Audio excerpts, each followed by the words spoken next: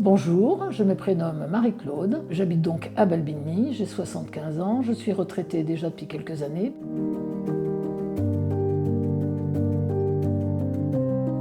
J'ai connu Terre d'Élan grâce au blog de Balbigny que nous consultons ma sœur et moi tous les matins. Et c'est comme ça que nous sommes allés à cette petite réunion qui avait lieu à Balbigny. Je crois que Terre d'Élan c'est bien parce qu'il faut créer le lien.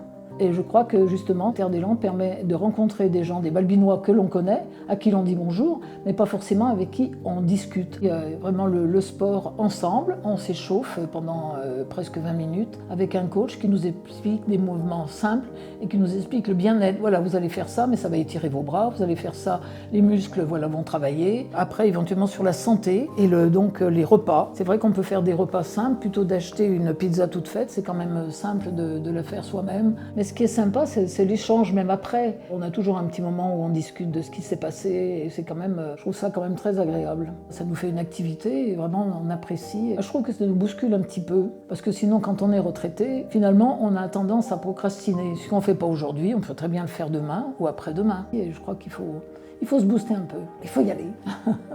C'est un programme qui nous a assez emballés puisque on a beaucoup de patients qui sont assez isolés ici. C'est des personnes qui souvent ne font pas d'activités ailleurs, qui ne souhaitent pas forcément participer à des activités qui sont dans des cases, comme par exemple le club du troisième âge. Ils veulent quelque chose de vivant et puis quelque chose qui réponde à de la demande et à des activités qu'ils n'auraient pas ailleurs en fait.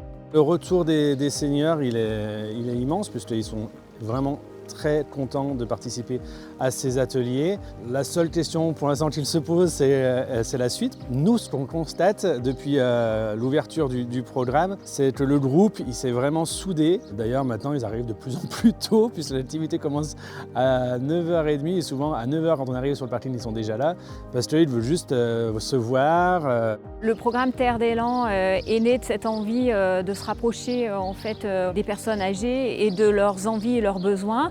On avait constaté que les plus jeunes ne participaient pas du coup au programme de prévention et donc on a proposé cette démarche participative de construction d'un programme de prévention.